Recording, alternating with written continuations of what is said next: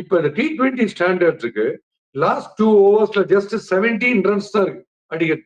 17ங்கிறது ஒரு ஜுஜுபி matter last 2 ஓவர்ஸ்ல டெய்லண்டர்ஸ்க்கே. இங்க யாருன்னா யமகாத தான் டிம் டேவிட் இருக்காரு கிரீஸ்ல.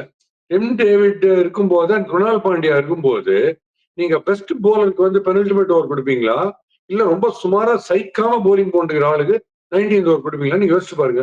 KL ராகுலாவது வந்து சொல்லிக்கணும் ஸ்ட்ரெயிட்டாவே ஸ்டார்க்கு ஒரு ஓவருக்கு இதை கொடுத்துடலாம். ஏதாவது ஒரு யார்கர் மாட்டுச்சுன்னா இன்னும் கொஞ்சம் டென்ஷன் ஆகும் அப்படின்னா முகேஷ் குமார் வந்து பிடிவாதம், நான் பவுண்டரி கொடுக்க மாட்டேன் 6 தான் கொடுப்பேன் அப்படின்னு அது ஒரு பிடிவாதம். 6 கொடுத்து யார்கர்லாம் அவர் மறந்து அவர் ஒரு 51 ரன் வாரி வழங்கினார். ஸோ அந்த கேப்டன்சி மிஸ்டேக் கடைசியில் ஐம் நாட் சேயிங் தட் அதனால ஜெயிச்சிருவான்னு சொல்லல. இன்னைக்கு அவங்களுடைய quality of bowling RCB quality of போலிங்கும் அவங்க determined batting the partnership of Kohli and Kunal இருக்கு பாருங்க, அது அவங்களுடைய டெம்பர்மெண்ட் பிரில்லியன்ட்.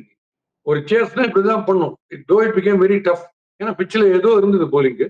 அதுல வந்து RCBக்கு தான் ப்ராபபிலிட்டி டவுட்டே கிடையாது வின் பண்றதுக்கு. கேப்டன்சியில கொஞ்சம் பிரில்லியன்ஸ் காமிச்சிருக்கலாம்னா ஸ்டார்க்கு 19th ஓவர் போட விட்டுட்டு வேற யாரா போட்டுருணும். அதையும் முகேஷ் குமார் போட்டு சான்ஸ் வச்சுங்க. ஸ்டார்க் போட்டு விக்கெட் எடுத்தது அதாவது ஒரு டிஃபரெண்டா தான் இருக்கலாம்.